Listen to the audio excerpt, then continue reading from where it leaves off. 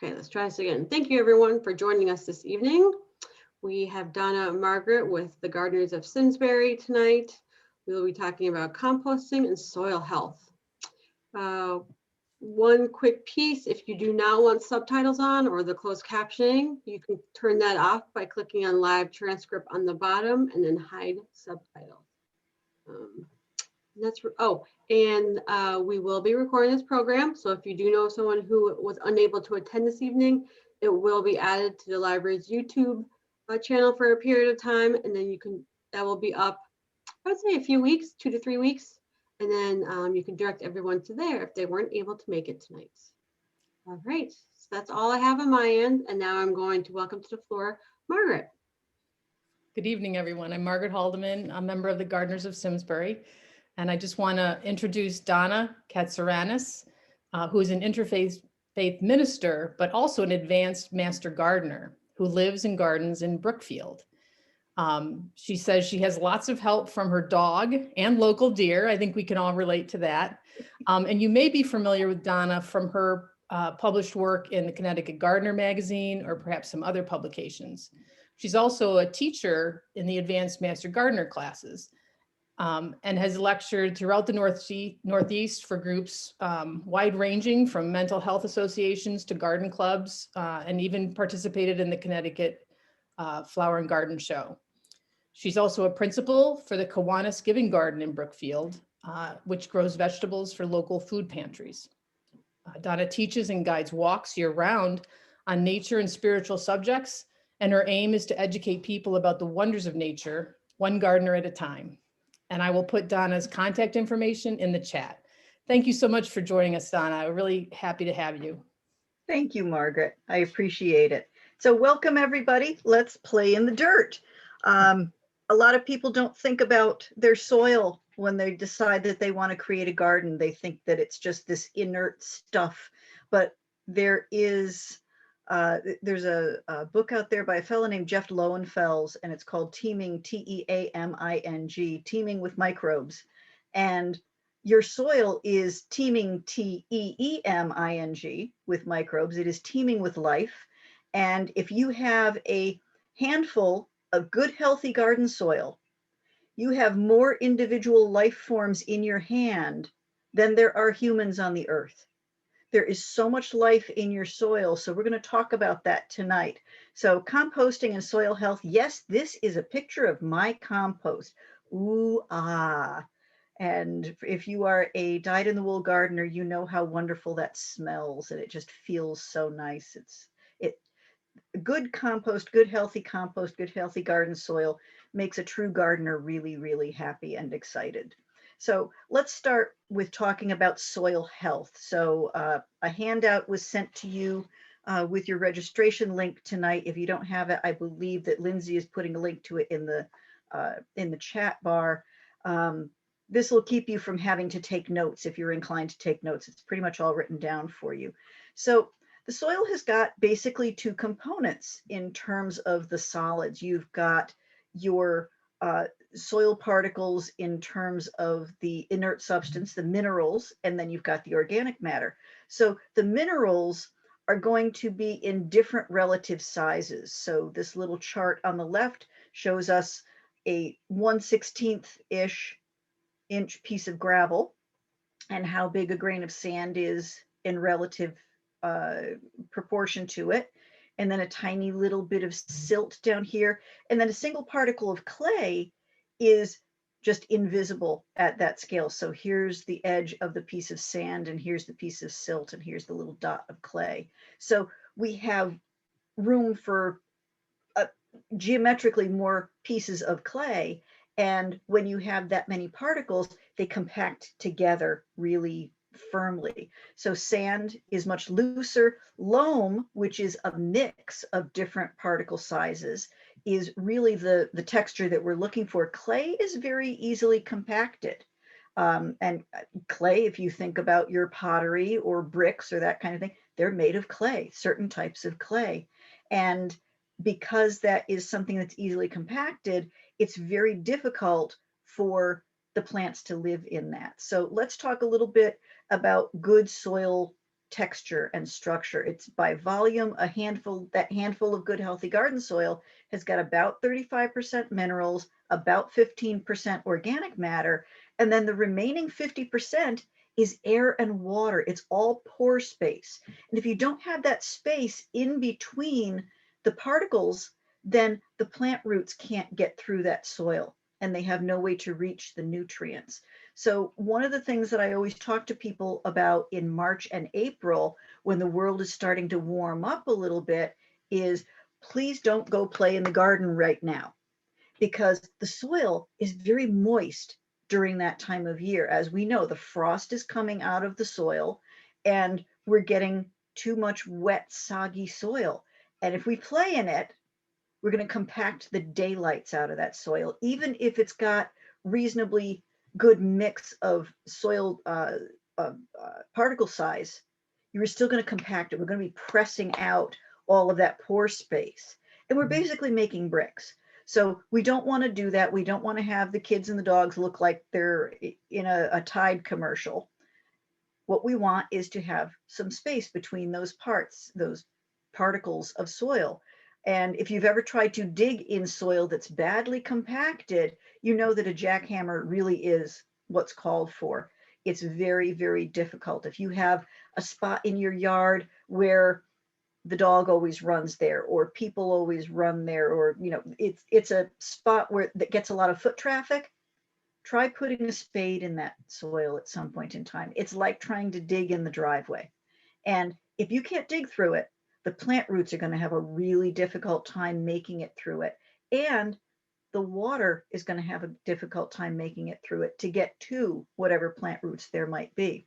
And I will mention now, as far as questions go, we have a lot to go through this evening. So I'm going to suggest that you put your questions in the chat. And then at the end, if Lindsay or Margaret want to mediate things a little bit, they can feed me the questions, but I don't have the capability of doing the lecture and pulling the questions out. So compacted soil, what are we going to do about it? We have this illustration here of nice normal soil with pore space in between the particles, and compacted soil, we can't get any moisture or air through it. And the plant roots are able to reach down and reach wide if they've got those spaces in between the particles. Whereas if you have this layer of compressed soil, the roots are just going to go sideways from that. They're not going to try to push down, and you're going to have a very shallow root structure as a result.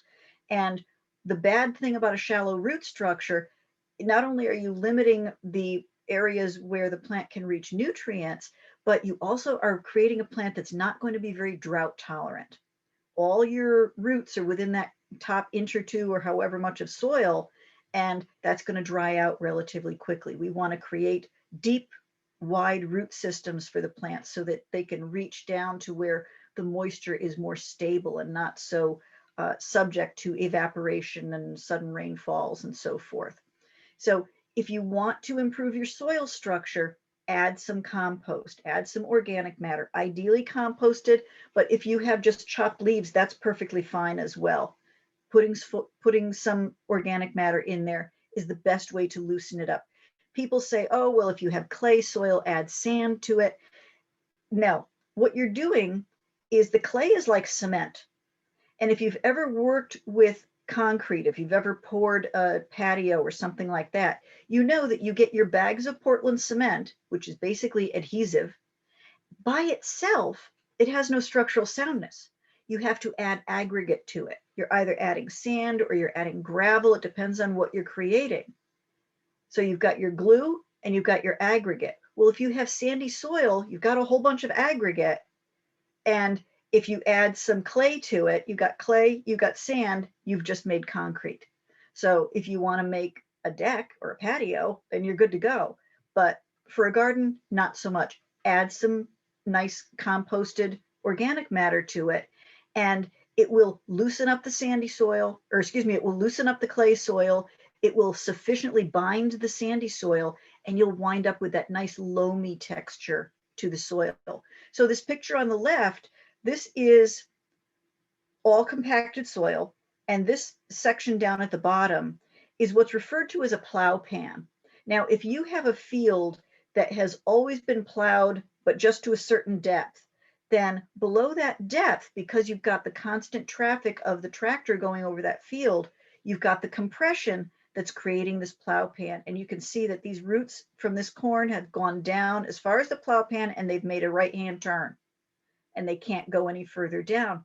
In this soil here that is not compacted, it's got some nice organic matter in it. You can see it's even a nicer color. This plant roots are able to go way down into that soil, and it's much more stable and it's much more healthy for the plants. So when we have got that problem with the compacted soil, we're going to have a hard time getting oxygen to the roots. The roots need a certain amount of oxygen. They can't have nothing but air, but they need a certain amount to work with. And we're going to have problems with runoff if we have compacted soil. But if we put some of that nice compost in there, we can loosen things up. And Cornell University did a really cool experiment. I guess it was about 15 or so years ago. Originally, I guess this picture was more recent, only about 8 years ago. But they did a cool experiment that basically proved that you don't have to get all fussy with incorporating your organic matter into the soil. And they just put 6 or 8 inches of compost on top of this area of compacted soil. They used a backhoe with a bucket to scoop down about 18 inches. They dug up that soil, they just pulled it up and dumped it. Thus the scoop and dump name to the experiment.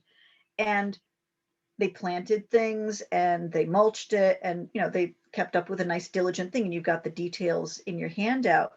And after a couple of years, the soil science classes, because Cornell's an ag school, the soil science classes went out there, they did all their experimentation, and they were checking on the aggregate stability so that they could have the runoff remediated, and they were checking on the volume of organic matter in the soil.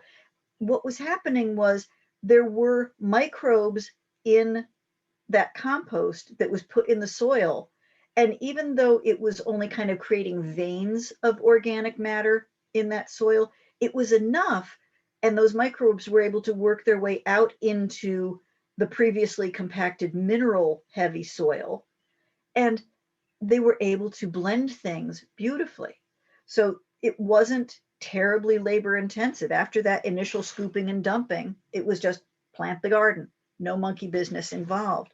And it was a really good way to remediate that problematic compacted soil. So there's all the results that they had, and they were taking core samples. And you're a hardcore soil scientist when you're getting this excited and pointing at roots and things like that. I find that stuff fascinating. There's so much more. The soil can hold more carbon. So we all hear the term carbon sequestration. It's an important thing that we are able with the plant matter and the root matter and the organic matter that's in the soil to keep that carbon sequestered there. The nitrogen holding capacity. Nitrogen is a very volatile nutrient when it comes to your plant growth. Nitrogen is the primary macronutrient that you use when you're growing something for its leaves. So think lawn. Lawn is the primarily grown for its leaves, for the grass leaves. And nitrogen is the biggest supplement, if you will, that people are going to put on their lawns. But nitrogen is extremely volatile. So when we put a nitrogen heavy fertilizer on the lawn, we think, oh, we're really dosing these plants with nitrogen. The majority of that nitrogen is either volatilizing into the air or running off into the water. So anytime we use fertilizer in any manner, a lot of it is not going where we want it to. Among other things, the plants can't absorb it all at once. And it will also volatilize. There's no way to store it in that soil. But if you have more organic matter, the soil has a better nitrogen holding capacity. That's actually a really huge thing. The plant growth response was there was 3 times the root depth for the plants. So these results continued without additional applications of compost. It was just whatever they were mulching with on the top, the bottom of it where it contacted the soil, that was decomposing over time. adding to the organic matter little by little, and they would just top dress the mulch every year. And they didn't have to do any additional composting. You could if you choose, but it wasn't necessary to keep that beautiful. I mean, look at that soil texture. That's just beautiful soil. So FDR, this is one of my favorite quotes, nation that destroys its soil destroys itself. If we don't have soil that is something where we can actually grow our plants, exactly what are we going to eat? I mean, I'm no vegan, don't get me wrong, but any meat that we eat is probably from an animal that's a vegan. So it all goes back to the plants. It all goes back to being able to feed ourselves. And this is a picture from Oklahoma during the 1930s, during the Dust Bowl. Now, what created the Dust Bowl? There was a very, very thin layer of topsoil that was available for the farmers at that time during our nation's history in that area of the world. Around here, we have a lot of topsoil. We don't even think about it. There are parts of the world where there's almost no topsoil. In the Colorado Rockies, it can take years of concerted effort to get enough organic matter decomposing and stabilized enough to create an inch of topsoil. And in Oklahoma, the farmers were not paying attention to feeding their soil. They were relying on DuPont or whatever chemical companies who were telling them, oh, don't worry, we've got the right fertilizers. You just plow these fertilizers in and everything will be great. That's not how it works. And they were working the soil too hard. They weren't replenishing it. And they wound up with all the topsoil going away, and all the subsoil was this dust, and it just blew around, and that created the Dust Bowl. There was nothing left to farm with. So let's not be destroying our soil. So let's talk about composting. Moving on to the fun stuff. So what is composting? Rodale, which all hail Rodale. If you need a reference book for anything to do with gardening, start with Rodale. They have great composting book. Their herbs book is terrific. Their gardening books, all of the Rodale books are great starting points for anything to do with gardening. Rodale says that composting is the biological reduction of organic wastes into humus, and the home compost pile is an intentional replication of the natural process of birth and death that occurs almost everywhere in nature. Blah, blah, blah, blah. That's kind of dull. But I will ask you to remember those words. It's a natural process. If you take nothing else from this lecture, know that composting is a natural process. Things have been composting since the first thing died on this planet. It's all part of the natural cycle of life. So let's take a look at a few pictures, and I'm going to just go through these quickly, see if you can see what the common denominator is in these pictures. So we have some wood, we have some wood that broke, we have some that was cut off, we have some decomposing leaves, we have my friend out in a volcanic caldera out in Hawaii, and plants taking over space that used to be barren. We have a tomato hornworm that's parasitized by braconid wasp larvae. We have a river bottom. We have some leaf duff and some ferns. Can you tell what the common denominator is? We have my husband walking by a river here. Someone made a cairn. We have a field of foxtail. We have a pipsissewa. The common theme is it's all part of the natural process. These are all things that are occurring in nature. And in every one of those pictures, there was decomposition taking place. Some large scale, some small scale, some underwater, some under the plants that we were looking at. It's all happening all the time. It's a perfectly natural process. So why would we intentionally make a compost pile? So this young man here, right there, he's a garbologist, which if any of you remember back into the 70s, garbology was actually a big thing in urban archaeology. I guess you could say that garbology was a segment of urban archaeology. And what these people would do is they would dig down in old landfills. And I remember when I first got married, we'd had a compost pile when I was growing up. But when I first got married, I thought to myself, well, they say that these garbologists, when they dig down in these landfills, they are finding 50-year-old newspapers that are perfectly readable. Yes, there are segments of the landfill that are decomposing and creating methane and so on and so forth because it's anaerobic decomp. But most of the volume of landfills are so dry that nothing is decomposing there. And 50-year-old newspapers that are perfectly readable. So I'm thinking to myself, well, I'll put my kitchen scraps in the garbage. They can go to the landfill. They're going to add moisture to that, and they'll decompose some of those newspapers there. But then I read a few more articles, and I found that on the same layers where they were finding these undecomposed newspapers, they were also finding perfectly recognizable lettuce leaves. Most lettuce is between 87 and 94% water. But it was so dry in these dumps that the lettuce couldn't even decompose. So I thought, well, that's kind of dumb for me to send my food scraps into this place where they're going to just go into this state of suspended animation. And the whole idea is to keep that cycle of life going. And I found out, as it says on your notes, food and paper account for about 50% of municipal solid waste. Now, yes, a lot of that is sourced from from businesses, not from homes. But, every little bit helps. Every little bit that we can do is going to just help things out. Now, there's different ways of disposing of solid waste. We can burn it, which is chemical means of decomp. Physical disposal, sending it to landfills, again, it just sends it into a state of suspended animation. And biological decomposition is composting. Now, what we're seeing here is a picture from a commercial composting operation.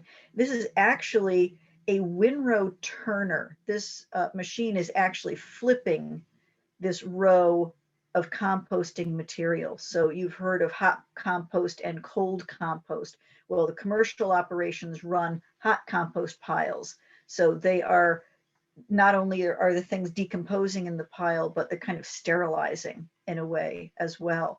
And that's all well and good if you have a commercial composting operation near you. And if they take stuff from home gardens, which most of them don't, they'll take things from like the university cafeterias or something like that from large businesses, but they're not going to bother with home situations. So that's where we come in. It's all about that cycle of life and death. So we start out with the green plants. The green plants are feeding the herbivores. The herbivores are feeding the carnivores. Each of these things, as they die, are creating this dead organic matter. And if we send them to the dump or to the pet cemetery or whatever it may be, then that's taking it out of the loop. If we keep these things in a place where the decomposer organisms can feed off of them, then when these guys get done with their feeding process, they're creating nutrients to feed those green plants and keep that cycle going. And that cycle is critical. When we truncate the cycle by not having the dead organic matter available to feed those decomposer organisms, then we wind up having to create commercial fertilizer. And again, there's a lot of reasons that that's not healthy. One of the great things about composting, not only is it nutrients when and where the plant needs them, but if the plant doesn't need them right away, that compost will stay there and the roots will be able to absorb it little by little, rather than, as we said earlier, with fertilizer, just getting runoff. And as I have mentioned in the past, if we are feeding our plants with compost, as opposed to dosing them with fertilizer, it's like feeding your children a nice balanced diet, as opposed to expecting them to subsist on Flintstones chewable vitamins. It's not a balanced, healthy way to grow up. They might get by, but a good balanced diet is a much better idea. So again, you're feeding the soil instead of relying on the man-made fertilizers. Composting is as simple or as complicated as you want it to be, and we're going to get into a few of the different options on that. It's the right thing to do from an environmental standpoint. Even if you don't use your compost, have a compost pile in the corner of the yard just for some place to put the kitchen scraps. And it can be done free. It's not something that involves a great deal of drama. So let's talk about what goes in the compost pile. So you'll hear about the ratios of nitrogenous material to carbonaceous material, greens and browns. Now, your greens are not all green. Obviously, coffee grounds, tea bags, not all green. Not a lot of people have green hair. The concept of greens and browns is more a concept of fresh stuff as opposed to dry stuff. So if you have lawn clippings, if you've got fresh grass clippings, it goes in the greens. But if those lawn clippings are dry, they become browns. And that's because the nitrogen that's in those fresh clippings has volatilized. It's gone away. We talked earlier about how nitrogen is so volatile. It's gone into the atmosphere once those grass clippings have been allowed to dry. What happens in the compost pile is these guys, the nitrogenous material, these are the cookers. These are the things that are providing the action in the compost pile. If you have too many greens in your compost, what you wind up with is a goopy mess, because this stuff is cooking down really fast. This is not going to be a slow thing. The browns are creating your bulk in the compost. This is kind of the fuel, if you will. This is what the nitrogen and the microbes are eating, is this carbonaceous material. So we are carbon-based creatures. Human beings, all life on the planet is carbon-based. And it's a question of how much carbon do we have as a ratio. So these things that fall in the category of greens have got less carbon to them than the browns have, the dried pine needles, the dry straw. A couple things you want to be careful with. Wood chips are going to decompose very slowly, depending on how small they are. Think about when you're cooking.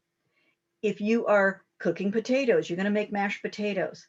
If you cut them up smaller, they cook faster. If you put a whole potato in there, it's going to take a lot longer for it to cook. Similar concept with your ingredients in the compost pile. If you have 3-inch wood chips, it's going to take way longer for those to fully decompose than if you have ground them up into sawdust. Shredded paper will decompose faster than whole pieces of paper, not by leaps and bounds, but the wood chips to sawdust concept is easier to understand. It's really about surface area. And because these guys are highly carbonaceous, they're going to take a lot more time to break down than our rapid decomposing nitrogenous material. So this is just a starting point for some things. There's a bunch more things listed on the handout that I gave you. Couple of things, dryer lint. If you have dried things that are not organic material, don't put that lint in the compost.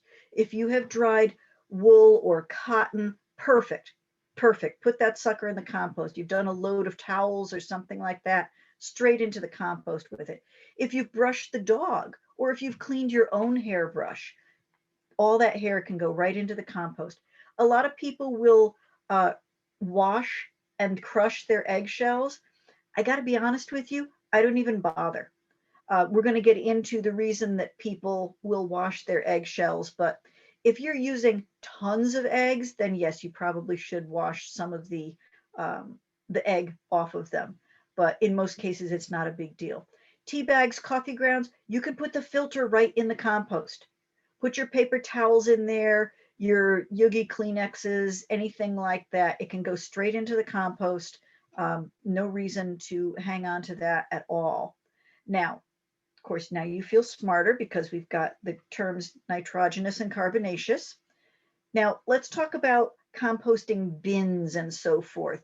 You can do a huge, fancy composting setup here. This person has actually got these things sunk into the ground with cement, and we've got removable parts, and we've got a sliding sieve, and we have the composting bin on the top, and we have material ready to be composted and the finished compost.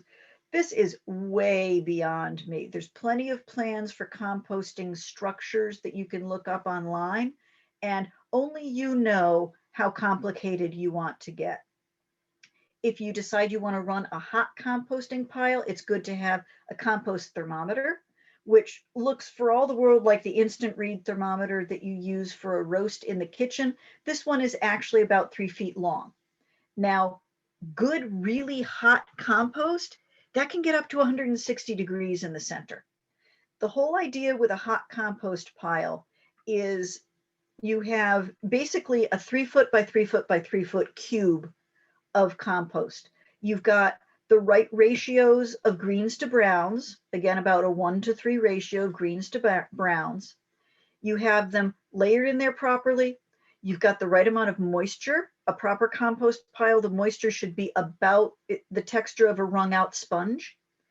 And what happens is when you start this compost pile, this is assuming that you're starting it all at once, you just loaded all that material in there all at once. The microbes, because you're in contact with the soil, the microbes that start to come up through, first you're going to get the larger critters. You're going to get the earthworms and the pill bugs and those kinds of things. They're macro composters, we've referred to them as. And they're going to start their chewing and they're going to start eating the material because yum, yum, oh, look at all this good stuff. As they start doing their work and excreting their byproduct, things are going to start to warm up a little bit in the compost pile.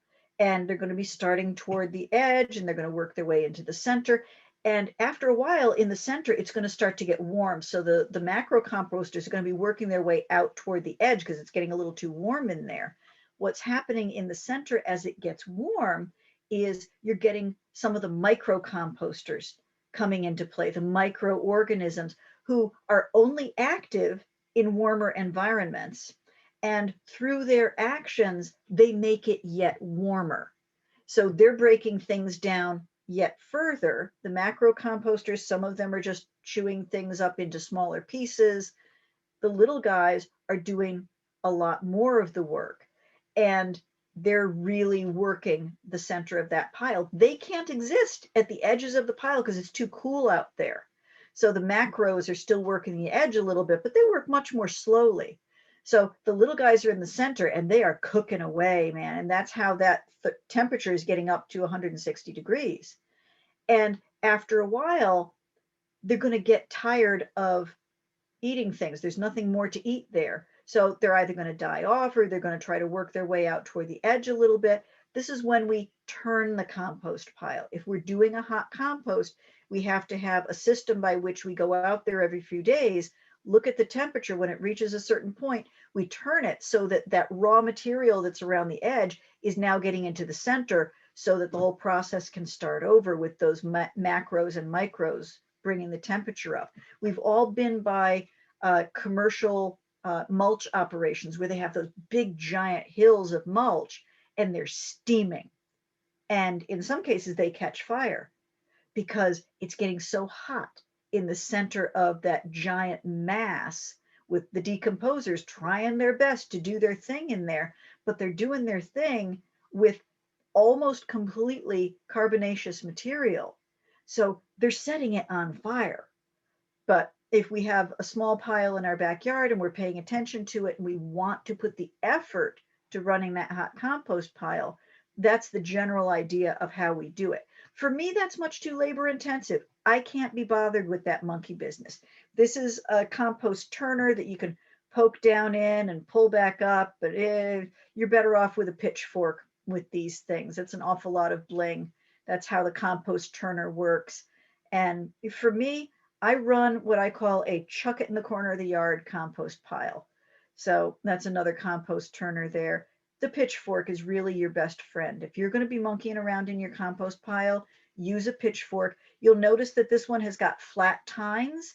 There are some that have rounded tines, and those are really more of a hay fork, but a true pitchfork has got good flat tines so you can get some good heft moving there. These are illustrations of a classic 3-bin compost system.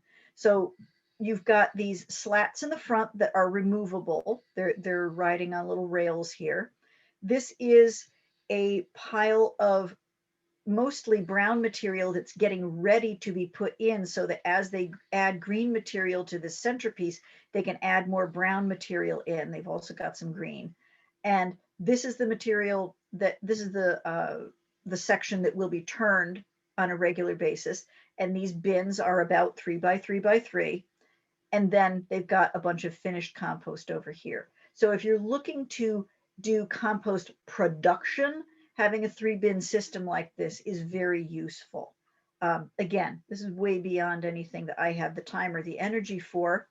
If you're interested in reading about compost, look at the book by this fellow. His name is Lee Reich, and he wrote a book called Weedless Gardening, and I recommend it very highly.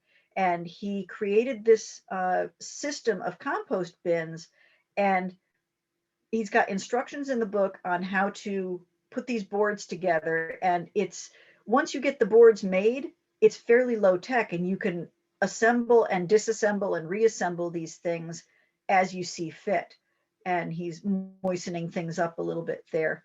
But it makes sense to have, if you're going to be doing the intensive stuff like this, to have bins that are movable, because you'll get a whole bunch of done compost, and now you have to, if you have that system back there, you've got the done compost here, and this is going to be done soon, and you have the raw material here, and you've shoveled this out, so now you can use this for the raw material, and it gets to be a little crazy with all the rotating.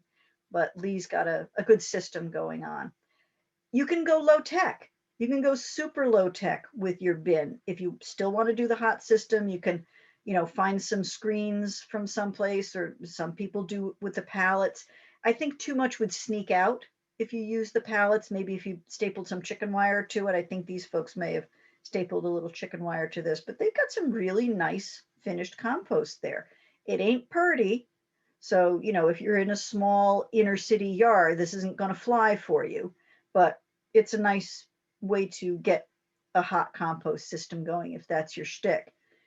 This could also work as a hot compost system. So this is just a cage of wire that this person made. One of the big things with a compost system, if you really want it to be successful, the ideal is to have it in contact with the soil, because you want those microbes to be able to come up from the ground. And, this would be ideal. A lot of people say you have to have your compost in the sun so it'll stay warm. You do not have to have your compost in the sun. We're not relying on the sun to keep the compost warm. The compost is going to be cooking all by itself. It doesn't need the sun's help.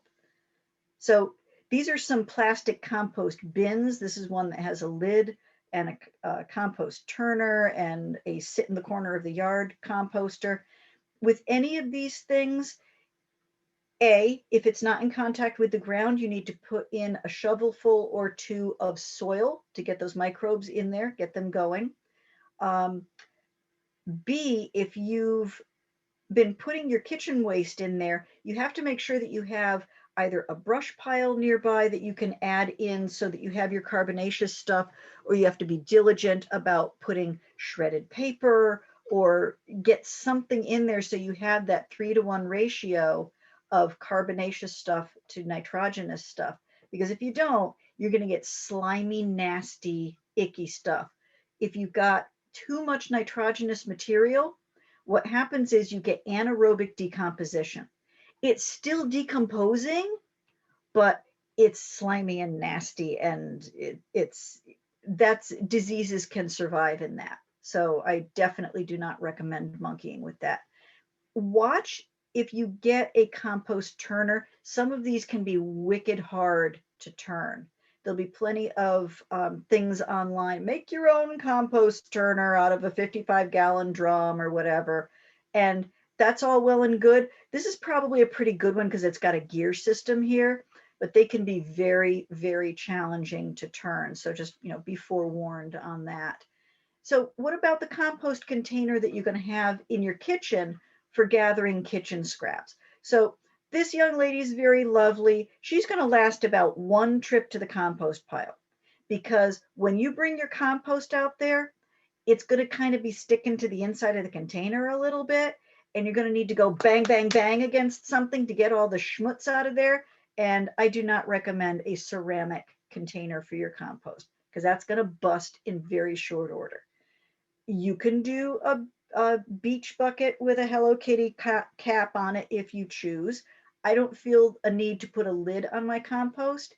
If there are fruit flies or any monkey business like that, then it's time to take the compost outside. This is very pretty. I don't know what it's made of and whether it would last very well or not. I don't feel a need to sieve my compost. Any of wetness that accumulates in the compost can just go out to the compost pile. This is probably more my speed, pretty bulletproof galvanized bucket there. This is the inside of my very own compost pile. I use a square Rubbermaid container. I think it's probably about 1.5 gallons. And you'll notice I've got paper towels. I've got a Q-tip in there. If you've got the cardboard stick Q-tips, those compost very nicely, thank you. Some people say don't compost corn cobs because they take a long time to decompose. To them, I say, so it takes a while to decompose. Who cares? It just, you have to have a sieve for your compost if you're going to use it anyway. And you don't put the undecomposed things in your garden yet. So we've got fruit rinds. There's a Schnargy blueberry in there, the classic banana peel. This is my compost pile in the corner of my yard. As I said, I have a chuck it in the corner of the yard pile. And this is the compost pile. That's the brush pile. And the only downside to having the compost over here is there's tree roots that grow up into it, and it makes it slightly difficult to get the compost out of there. Not very difficult, just very slightly. Closer shot, you can see we had corn. There's a whole bunch of corn husks. There's some eggshells that meander around here. This is one of my compost sieves over here that we will talk about. This is in the wintertime. There's the brush pile, the compost pile in the foreground. That's my fire pit. And this is the trail out to the compost pile. Some people say, oh, in the wintertime, I put my compost in the freezer. I wait until spring when it can decompose. To which I say, honey, I have a nice big walk-in freezer right outside. There's no reason not to put your stuff out in the compost pile. It will start decomposing when it's warm enough out. And until then, it'll be fine. This is the compost in the winter. There's a pineapple top. We've got some paper towel, a little bit of greenery from the Christmas decorations. Now, in the background here is all or mostly decomposed, delicious compost. All I did was take all that schmutz that was on the top and pull it aside a little bit. Right underneath it, it's all beautifully decomposed. We keep looking at our compost pile and say, oh, it looks like there's nothing going on. It's all under the surface. All the magic is taking place right under the surface. Now, one of the things I will warn you about is labels on your fruit peels. They may tear like they're paper. They're not paper. They are something that's plasticized. I haven't figured out what, but they definitely do not decompose. So make sure you take the labels off your fruit before it goes in the compost. That was a coffee filter. It's halfway to decomposing. One of the things I experimented with a while back is what they call decomposable plastic. It's allegedly corn-based. I expect if I had a hot compost pile that I was running, I might have had a more successful experiment, but this cup had been in my compost for about 3 years at this point. And I made sure it was buried, but other than that, I wasn't going to fuss over it any more than I fuss over any of my other compost. And that did not decompose. So like I said, it might work at a commercial composting operation or a hot composting operation, but there were no decomposing going on in my compost pile. Definitely experiment with it in yours. It's worth looking into. This is my compost sieve. This is 1/2-inch hardware cloth. Now, that's kind of a misleading term. This is wire. And the term for it is hardware cloth because it's woven, but it is most assuredly not a cloth of any sort. It's galvanized wire.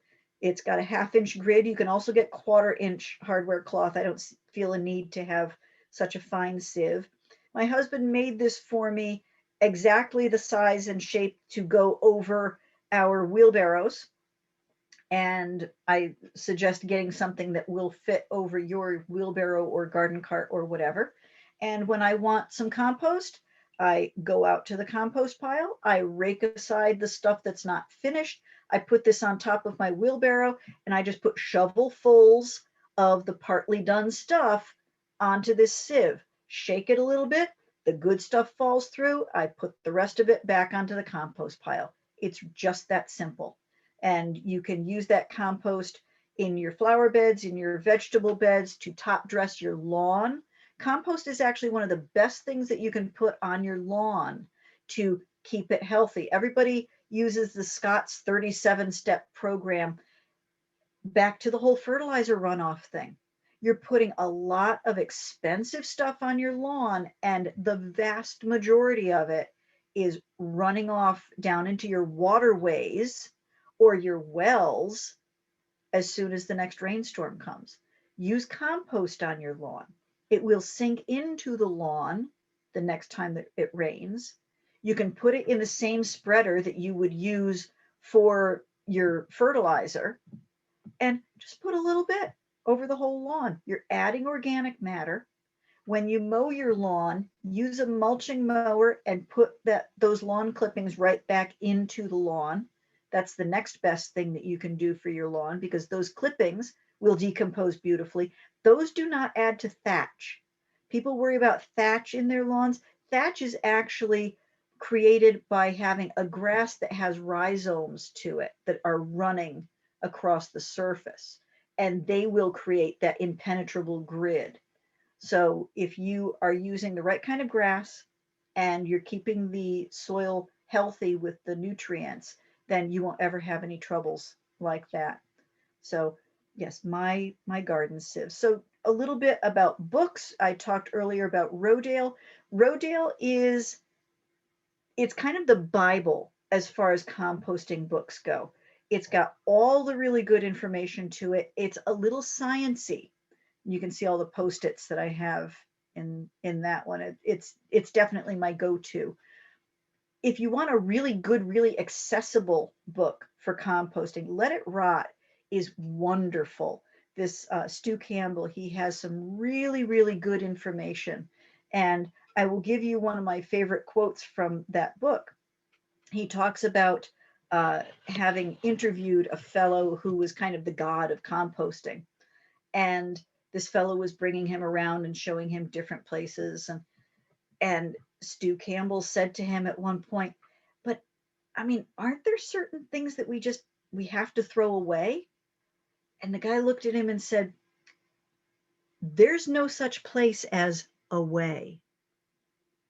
And I will ask you to think about that. Anything that we're throwing away, it's going someplace. It's a question of whether it's going someplace that is going to be useful or not. So, and then the final book, Teeming with Microbes, Jeff Lowenfels did a beautiful job with this, and it will really give you an understanding of, he talks about the soil food web. I mean, we are all interconnected on this planet. And he tells us, he gives us a really good illustration of how that interconnectivity works. So do we have questions at this point that anybody would like some answers for? I know we went through an awful lot.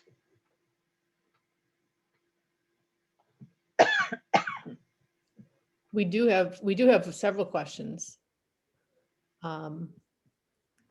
First one's actually from me. If the compost gets goopy, will adding brown help, or is it a lost cause and you have to start over? Adding brown is a really good thing to do with that. When you've got a goopy mess in the compost, adding brown is the only way that it's going to remediate. And really at that point, the goop is pretty much all nitrogen or nitrogenous material. So you want to make sure you have at least 3 times as much carbonaceous material to add to that. And when it goes full goop like that, one of the really good things to add is bigger stuff like twigs and wood chips and that sort of thing. Great, thank you. You're welcome. Anybody else have questions? Again, I'm yes. not really. There's quite a few in the chat. Sorry, this is Lindsay. All right, so the one we just touched upon was with the citrus peels. Say again, what about the citrus peels? Okay. We have one question in the chat. Can you put citrus peels into a compost bin? Do they take too long to decompose? It's perfectly good to put citrus peels in there. You should have no hesitation whatsoever about that. Some people worry that the citrus will add too much acid to the compost. Some people will worry about that also with coffee and tea. And it does add a certain amount of acid. If you're only putting citrus peels in, if you're only putting coffee or tea in, then yes, you're going to acidify things a great deal. But as long as that's part of the larger amount of stuff that you're putting in, it's perfectly fine. And like I say, yes, certain things will take longer than other things, but that's why we have a compost sieve. You know, in one of those pictures, I should have pointed it out, I had an avocado pit. That sucker's going to take a while to decompose, and that's fine. That's perfectly fine. And I think one of the things I talked about in my notes was being careful when you're putting things in the compost that have thorns. If you're putting clippings from your garden and you're putting your rose clippings in there, well, the stems are a little bit softer than the thorns. So the stems are going to decompose before the thorns do. Not by leaps and bounds before, but they will. And, you know, so it'll take a little while for the thorns to decompose, and you just be careful. Same with nut shells. You know, if you've got walnuts or something like that, those shells take a good long while to decompose. They're very dense, but that's okay. Just because it takes time, it's all good. So I think we probably have other questions. Great, thank you for that. One question is, if the compost gets goopy, will adding browns help, or is it a lost cause? No, browns are actually, I think that was Margaret's question. The browns are very good. That's the only way to really remediate goopy compost. Now, one of the things that I talk about in my list of things to add and not to add to make sure that you avoid meat and fish and protein things, and also greases, oils, fats. The reason that we're avoiding those things is there's a couple, but primarily, not only do they take a long time to decompose, but that's where you're going to get stink. If you have plant matter, you're not going to get a stink to the decomp unless you have way too much nitrogenous material and it's gone anaerobic. That can send up some stink. But if you have a good balanced compost pile, there's not going to be any stink whatsoever. But anything meat-oid, or again, back to earlier about too many eggs in there, if you have too many eggshells that aren't rinsed, then yes, that can start to stink. But if you just have a normal amount of household usage with eggs, just throw the shells in there, it'll be fine. But the meat, when it decomposes, not only does it get a bad stink going on, but also you can get diseases going in there. So you don't want to have meat in there. You also don't want to have fecal matter from any animals that are meat eaters. So nothing from the litter box. You don't want to put the dog poo in there. If you have hamsters or birds or something like that, that's fine. Put bedding from those kinds of animals. Any animals that are vegan, bunnies, perfectly fine. You can put that bedding in the compost and that'll be a great addition. But any animals that are meat eaters, we don't want anything that has anything to do with meat in the compost. That's interesting to know. So our next question is about leaf pile. If it isn't it's not decomposing, it's wet. What else can we do to encourage decomposition? Okay, so if you have a pile of leaves that are wet, then what you might have is there are certain leaves that like to kind of compress, and you might need to fluff them up a little bit. but generally speaking, leaves are going to decompose in their own time. I'm a big fan of just sending the leaves off into the woods and letting them be. You can also layer them into the compost pile with the kitchen scraps, and that will definitely help the leaves to decompose faster. Our next question is very relevant for Simsbury. Will a compost pile attract even more bears? Generally speaking, no. Now, bears are going to do what bears are going to do. So, and that's also relative for Brookfield too. I could show you a video of a bear walking across my front yard. Generally speaking, the food that is in a compost pile, there's usually not enough volume of anything that smells good enough that's going to attract a bear. So bird feeders attract bears because they know that the seeds are good food. The food that's in a compost pile, generally speaking, is decomposing, and the bear knows that that's not good, healthy food. So, they'd rather go after a garbage can. But again, bears are going to do what bears are going to do, and I'm never going to say that they won't go after the compost. Great, thank you. Our next question is, how do you water a compost pile, and how much do you water a pile? So you want to give the compost pile a couple of turns to see if in fact it's dry. So as I said earlier, the general texture, the moisture texture that you want from a compost pile, it should feel sort of like a damp sponge. And if you turn it a couple of times, you're going to get an idea, if it's going poof and you're getting dustiness, well, okay, it needs a little moistening there. If you have an open pile like I'm running, I have never, ever watered my compost pile, because if it has spells where it's too dry, well, then it's going to get some spells eventually where it's going to rain and it's going to be perfectly fine. But if you have an enclosed system, then yes, you need to monitor it for moisture. And you can just stick the garden hose in there and water a little bit, turn it a few times, see what the texture feels like. And like I said, aim for that damp sponge sort of texture, but always keeping in mind that in the end, these things are going to decompose, whether we want them to or not. Okay, so now we have a question from Susan. If you could talk a little bit more about worm composting. So worm composting, also known as vermicomposting, is it can be an indoor composting method. There are specific worms that are sold for vermicomposting. If it's something that you choose to do your research, please, and get the proper worms. They're called red wrigglers, and they will not survive outside through one of our winters. So we don't want to be introducing life forms into our ecosystem. That's the primary thing. But with vermicomposting, I can actually, if anybody wants to reach out to me, my contact information is on the handout there. I can put you in touch with somebody who does vermicomposting, and she can give you lots of great advice. She might even be, no, she's not on the list here. Yankee Worms, I think, is her website. But vermicomposting is something where you can literally have a Rubbermaid bin underneath the kitchen sink. And you have to pay extra attention to your ratio of browns and greens, because you're keeping worms alive, not just the microbes. And the microbes, there's enough different varieties of them that if these ones don't like what's going on, then these ones will pick up the slack. But if you're doing vermicomposting, you're relying on one species really to do the bulk of the work. So you have to make sure that the balance is right, so they're getting the proper nutrients and keeping them happy.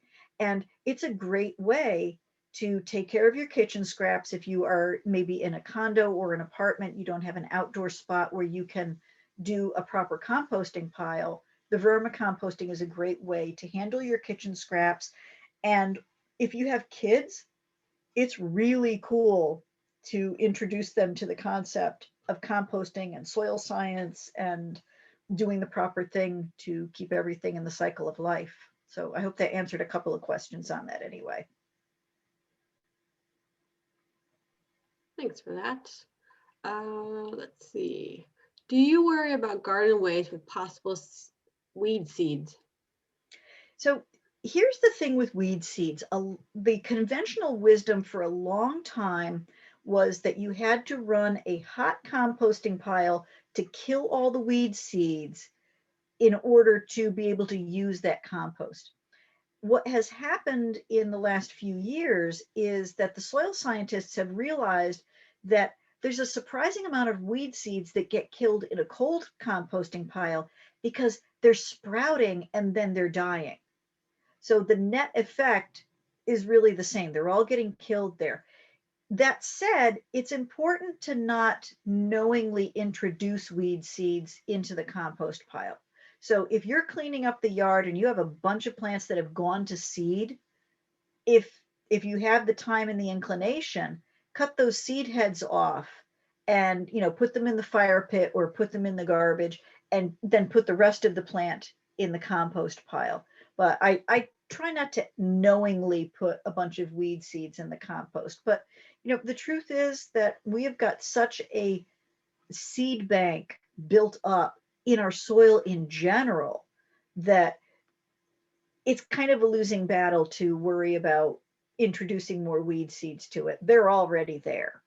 So I don't spend a lot of time being concerned about that. All right, so we have one last question. Have you experimented with bokashi fermentation with success? I've not experimented with it. I know some about it. And to me, it smacks too much of anaerobic decomp that we talked about earlier. As I say, I don't know a great deal about it. And certainly it's something that I want to do a little bit more research into. But for myself, it's much too labor intensive. I am entirely too lazy to be doing that sort of stuff. But I think it's really an interesting thing. So if people are inclined to experiment with that stuff, then they definitely should do that. It's a neat idea, the broad concept. Okay, great. So I wanted to thank you again for spending the past hour with us. We really do appreciate your expertise. And thank you, Margaret, with the Gardeners of Simsbury, for partnering on this event.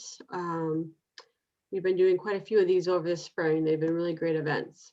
Everyone, Donna's contact information is in the chat, but if you aren't able to take it down today, it is also on the sheet that we emailed with today's Zoom link in the email.